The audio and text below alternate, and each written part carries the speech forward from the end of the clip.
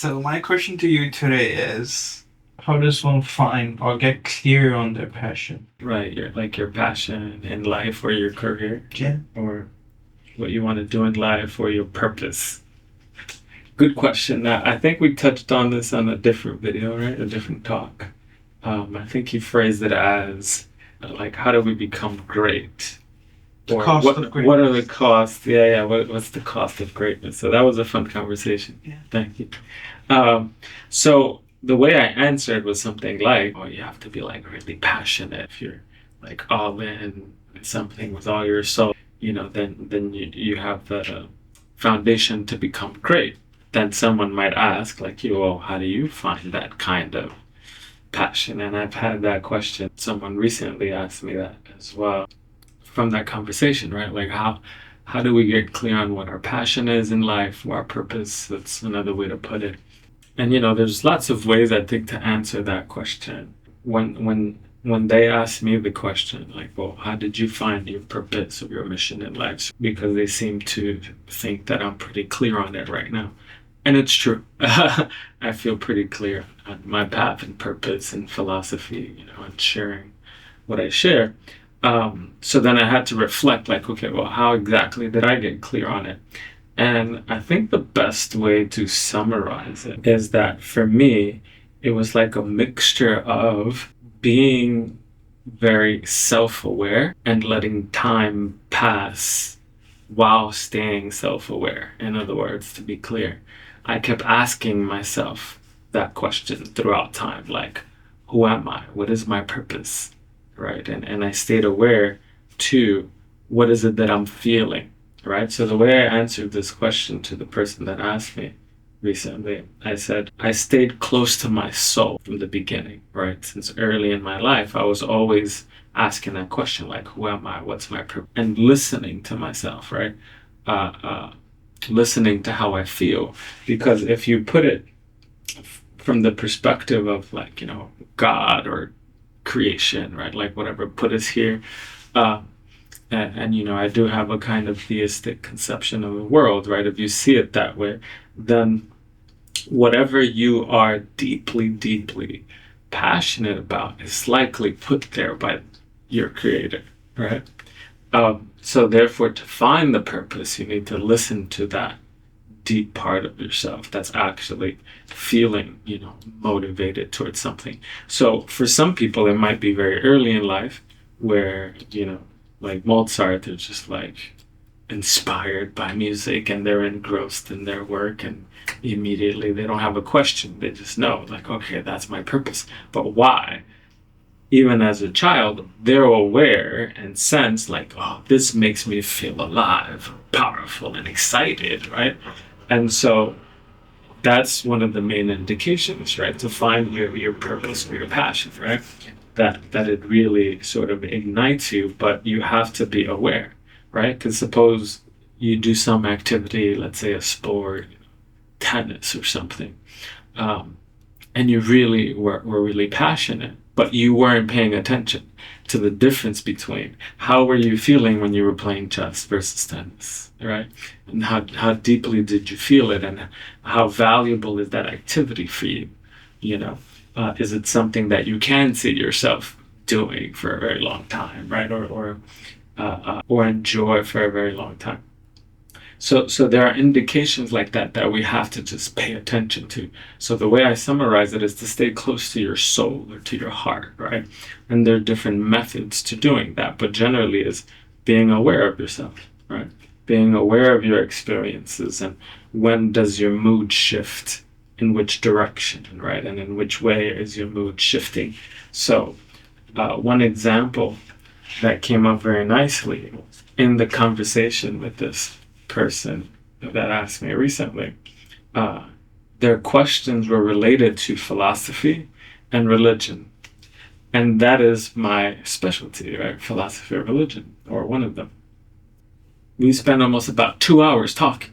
When I looked at the time, I was shocked because I thought it was like 15 minutes. Why? Because I was so engrossed in it, having so much fun and enjoyment that I didn't even notice the time. right? So that's a short indication, right? So when I finished the conversation, I told the person, I said, what we just did was an example of how you find your passion, right? Like, I noticed I was doing that since I was 15 or 20. I was paying attention. Well, what is it that makes me feel full and alive? Like, it's easy, even though not everybody would find that easy to talk about philosophy for 2 hours.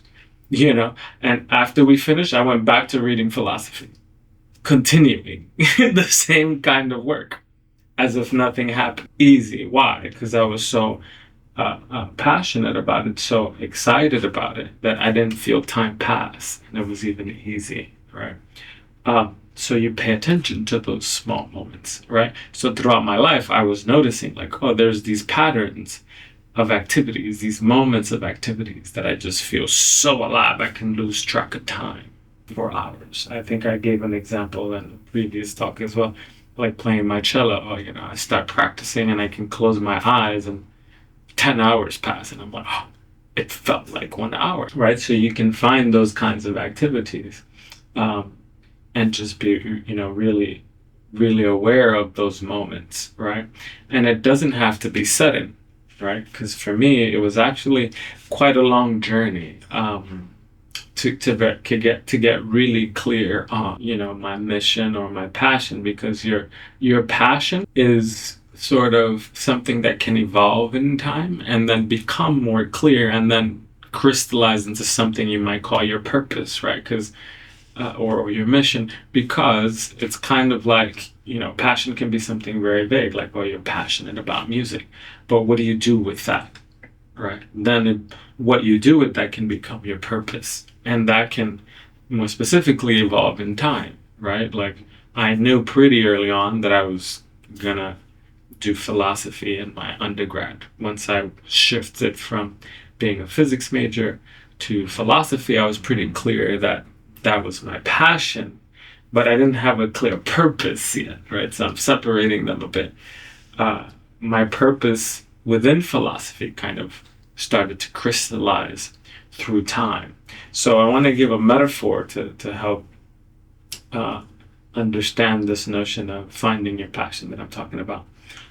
There's a book by a Jungian kind of psychotherapist. This guy named Hillman, he wrote a book that's called The Soul's Code. In this book, The Soul's Code, he has a theory that he calls the acorn theory. What he suggests is that we are born with a kind of calling or purpose from birth, right? But that may not be evident, throughout your life until later in life or whatever. But he says you can see glimpses of what a person is meant to be when they're children, right? So he gives throughout the book a bunch of examples, many examples of famous people that would do certain things as children that interestingly reflected something they ended up being later in life. Like he gave some weird example where, there was a child that was like really afraid of like loud sounds, like in a way that was abnormal, right? So a child that was really sensitive to any kind of pop sounds would be afraid. This person became like some famous military hero. And he said that reflected that perhaps his young child was aware that he was going to be hearing lots of explosions and bombs when he was older, right? So even childhood fears can reflect what they're going to be when they're older. So I'm just using that as an example of the fact that deep down inside, you might know what your passion or your purpose is in life, but you have to pay attention. And one of the ways to pay attention is to look at your childhood as well, right? If you weren't paying attention up until now, you can pay attention now and look backwards. Well, what brought you joy when you were a child? That you could spend an hour, 10 hours with no problem, right? Since I'm a philosopher, to give that a concrete example, I could spend all day daydreaming, right? But what I was daydreaming about, I was contemplating reality at 7, at 6, at 5. As long as I've been conscious, I was like, I wonder why this is so. The first time they pulled out my teeth, I was wondering, why do my teeth fall out? This is weird. This is cruel. God is good. Why am I in pain right now? The problem of evil at 5 years old. So I was naturally inclined toward philosophy as a child, right? And this acorn theory supports that, right? The fact that when I look back at my life, I'm like, oh, well, what did I do naturally and enjoyed naturally? Thinking and conversing about my thoughts. Or hearing other people's thoughts and just reflecting, right? Basically, the philosophical life or the philosophical mind to me was something natural, right? I can do it all day without getting tired, as you could probably tell already. Some people have said that I talk a lot, which always shocks me because I don't like talking, and I actually don't talk a lot, like in certain social situations. The people who think I talk a lot is because they touch on my passion. If they ask me the right questions and they're interested, then I can talk for days, nonstop. But if you're not talking philosophy, I'm bored. Maybe food and music, a few other interests, you can hold my attention. But if someone's not, talking philosophy, I can get bored pretty easily, or seem very engaged. Don't tell people this. If the person is like talking about a topic that I'm not that interested in the back of my mind, I'm philosophizing. But to make the point, it's something that I do naturally, right, and that I enjoy a lot. One other helpful hint that kind of supports this, a quote that I remember that I heard from a pastor. He was quoting a theologian. The quote is something like this. I'm paraphrasing. He says, "The place that God calls you to is the place where your deepest joy meets the deepest need of the world." Where your deepest joy meets or connects with the deepest need in the world, right? So that's another way to kind of look at it. We're like, oh, okay, well, if you're really passionate about something, and then you find that what you're passionate about can help something missing in the world, something that people are hungry for, like philosophy, thinking, let's say spirituality that's intelligent. If people have that hunger, then maybe they'll watch these videos, right? Because that's what I'm about, right? Like really philosophizing about the spiritual life, right? And so if that's something that people are hungry for, then maybe this passion will become, my purpose more clearly, right? So that's an example. So yeah, I think the most important thing, as I said from the beginning, is to just really stay connected to yourself. Another very practical way to do that, to connect to our souls very deeply, is meditation. Really listening to yourself and having time to be alone and disconnecting from the world, from the sounds, from the distractions, from laptops, from social media. We talked about that a little bit.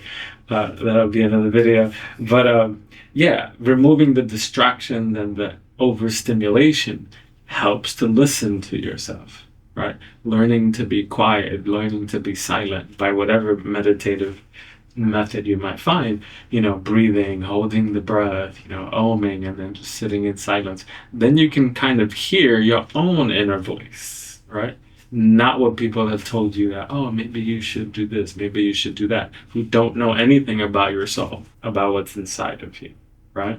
You can, of course, this is a further method, once you are listening to yourself, you can use the external world to confirm what your passion is, right? So like, let's say I thought, oh yeah, I'm going to be a philosopher, but I had no skill towards it. Maybe I should pay attention to that, right? If other people tell me, yeah, no, you have no good ideas, or like nothing you write makes sense, and you're bad at logic, and you failed all your philosophy classes, and you still want to be a philosopher, you might take a pause and rethink it, right? Because if the external world doesn't support what you think you should be, you might rethink it.